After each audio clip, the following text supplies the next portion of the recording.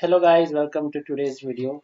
So today our topic of discussion on the customer relation management is the third type of CRM, which is the analytical CRM.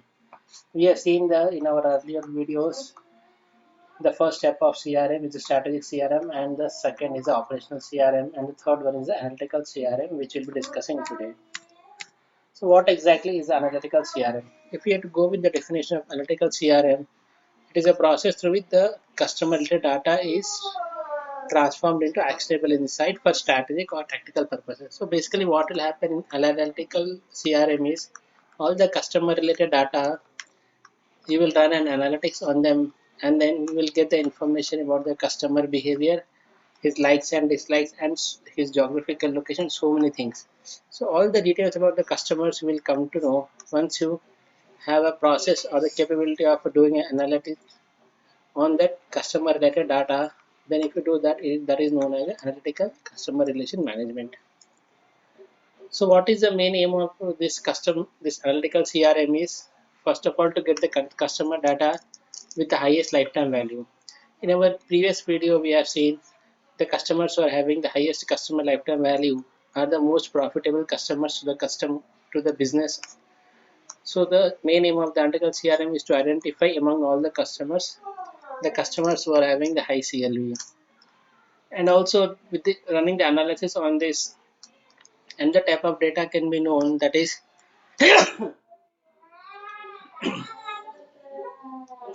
we can segment the customer base into different value propositions. So let us say there's a huge customer base of you. Then once you run the analytical CRM, you will identify how many are actually profitable and how many are in losses and how many are okay customers. So with this we can segment the entire customer base into different segments. So this segmentation will also be helpful so that we can concentrate more on these customers are more profitable, and we can concentrate less on the ones which are having the less profitability to our business. Next is what exactly the customer relates to data and how are these data stored. We all know that data are stored in the databases where it is stored in the form of row and columns. And also what we can do is this customer data we can save in a specific format so as to concentrate, which can be helpful for the sales department, marketing department, for the service customer facing processes like service and logistics and accounts. Next is how this data is stored, can be stored. There are two types of formats. One is the structured data and another is the unstructured data. So basically a structured data is the one where data is stored in a fixed and a name field. So the format in which the data will be stored, like example in a row and columns, and you define how these rows will be populated and its columns will be populated. So this is a structured data where everything is stored as per a fixed definition. So that is a structured data. So as I said defined, so there is a predefined data model. And another type of data that can be used from the customer is unstructured data. Unstructured data is basically a form of data which has something as a textual or non-textual. Let us say if I'm writing a statement, all the customers are happy. So from this I cannot know much. Whereas if I have the data like all means customer happy is 50%. So this data is the structural data, whereas this something which is in the textual form is very difficult to be interpreted by the current technology. So something which is written in text is unstructured data, and something which is written in a structured format like the row and columns with some proper definition, that is structured data. So all these SMS messages, the PDFs, the faxes, or whatever that are there which are written in a plain text, that is a unstructured data. So in the relational database, like here we are trying to identify the customer relationships. So we'll be storing, it's a form of a relation database where each row and column will have a relation with each other. So this data is basically a structured data. And then one of the modern, means this latest CRM applications always have this structural data as their base. So they'll be storing the data in a structural way. So consist of like rows and columns, as I have just said, like a spreadsheet, which is Excel. Okay. So and another one more thing which is important is a term primary key. Primary key, what it does, it provides unique form of identification for each record. Let us say you have a table with one row and 10 columns. Let us say name, serial number 1, name, address, telephone number, then fax number, email ID, etc. etc. So this is a single row and there are 10 columns. So what you can do is for each row you can give one unique identifier like serial number 1. It is a unique identifier for this data. So this serial number 1 is nothing but a primary key. This is just an example. So this primary can be in many forms which is defined. So what they do is they share a common structure of files, records and fields. As I have just said the example, a single row with many columns. Okay. Next is, now we have understood what customer data is and how that can be stored in a structural way. Next is how we develop this data. So that basically it consists of 6 major steps. First is define the database function. First you have to identify what all fields you need from the customer and how you will populate the data. That is the first step. First you define the database function, like whether you will be using this data for the functions for the sales department or for the marketing department. Then accordingly you will decide the columns and the rows that you need to fill. First is the department identification, then what all this department needs, that information you will note down. That is second step. And then once you have identified what all information you need, then the third step is selecting the information source, or you will identify. For example, you can take the data of the customers from the emails, from SMS, or through any other ways. So you identify the information sources. Next, once you have identified the information sources and you have got the data, then the next step is how you will store this data. That is which type of database you will use, the technology that can be used, and the operating system is basically whether you will be storing this data on a Windows server or a Unix server or a Linux server and all. So these you have to identify the type of server that will be using to store this data. Then once you have identified the database technology, let us say SQL and operating system as Windows, then what the next step is, you have got the data in the third step, you have identified the technology, then accordingly now you populate the database. That means you write the database or you develop the database. You start writing the information in this database. Then after that you have started writing, then every day or regularly you have to maintain the database, or else the data won't be updated correctly. So this is the sixth step. You have to maintain the database. And like there is one more thing which I want to discuss is how this data can be organized. So data can be organized into subsets. One is for the operational purpose and for the analytical purpose, as we have discussed in the first slide. So operations will support the day-to-day operations, and analytical will give a overall view of the entire data. So just remember that OLTP and OLAP database. These can be two subsets of a database. So the first step we have discussed defining the database. So in the database, as I said, why the customer data is needed, for which department, service or sales or the marketing department, etc. Then for different type of CRM, different data structure is needed. For example, if you are populating the database for the strategic CRM, then what you are doing is you're trying to identify the customers for acquisition, retention, and development.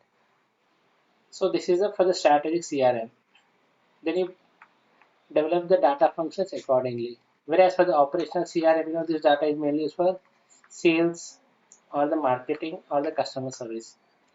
Likewise, for the analytical data, this data will be used so as to enhance the value of the customer. So this database function accordingly as to whether you need for strategical CRM or the operational CRM or the analytical CRM, you can define the database function. Next is the information requirements, what information is needed and how you will collect that.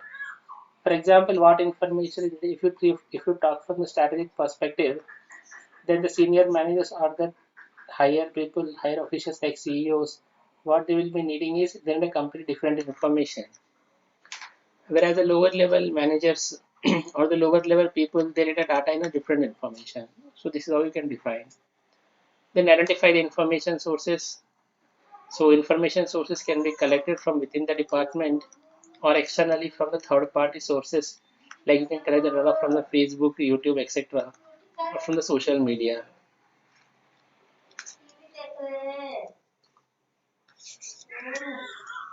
Next is the database technology. So database technology, here you will select whether it is SQL or many types of operating system, Windows or Linux or OS, as I have just said. Some of the popular database technologies are like Oracle, MySQL, DBL to SQL Server. So these are some of the technologies that are available for storing the database. Then the operating system Linux, Unix, Microsoft, etc. One more thing, sometimes it is database backend that can be SQL Server or different, MySQL or DB2. Next is the populating the database. So first you get the data and then you enter the data on the database. And then another thing you have to note is the data has to be accurate. If the data is not accurate, then it won't be helpful for CRM because you will be getting the wrong information. So writing the data or populating the data should be accurate.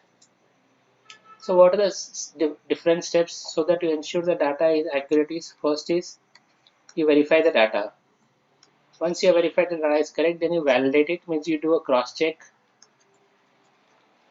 and then you will remove any duplicate data. If at all the duplicate data is there, you will remove because you don't want to further unnecessary data to be there.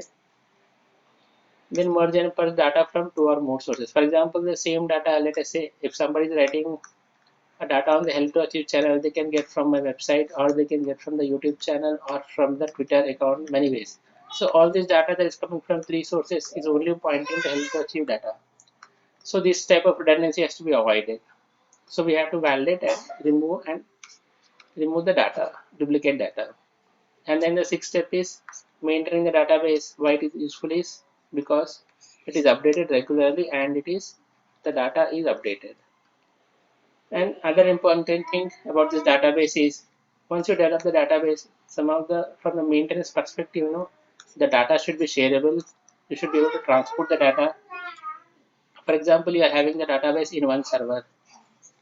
As a backup, you want to store this data in another server. Then this database you should be in a position to share this data from one server to other server, either through online or by using a pen drive or by another means. So it has to be shareable. The data has to be accurate, relevant, and timely. So these are the ways in which the database can be maintained, and then analytics can be performed. Another important concept is the data warehousing. If you know, warehouse is a place where the data, not the data, where the items are stored. If you know, warehouses means Amazon warehouse, we all know that Amazon supplies the products to its customers. What they will do is they will store this all the products that are there on the Amazon store in their warehouse. So warehouse is like a store of them, and from there they will distribute the data or they will dispatch the data to the customer. So that these warehouses are nothing but the repositories where you will store. It's like a storehouses. Okay. So data warehouse is where your data is stored. There is a simple definition: data warehouses where the data is stored. So there are many number of steps and processes in building a data warehouse. So first you identify where the relevant data are currently stored. Then data must be extracted from those systems. Then data must be transformed and it should be clean and it should be standardized. The data needs to be uploaded in the warehouse. Then recent operational transaction data should be updated. So these are the basic steps which are to be maintained if we have to keep the data warehouse up to date with the current data and accurate data. So this is very general and very specific also. And then you have to keep on refreshing the data so that the latest transactions are there and everything is up to date. Next, another form of data storage is a data mart. Data mart is a scaled down version. I mean, it's a less complicated version than the data warehouses. So data mart projects are less complex projects. So what they do is they are a subset of the data warehouses. This you remember. Data mart is a subset of the data warehouses. Let us say data warehouse is storing a data of 100 customers, let us say. Then data mart can be one which is having a data of 10 customers. So it's a subset kind of thing of a data warehouse. So this is important to remember, the data warehouse and the data mart. So for small businesses, we need not have a data warehouse because data warehouse will be more costly and maintenance is also very difficult. So small businesses, they can go for the data mart. So this is how the analytical CRM is useful, where you will get means very information about the customer, and then how you will maintain the data about the customer, which technology will use, and how what are the ways in which the data can be stored.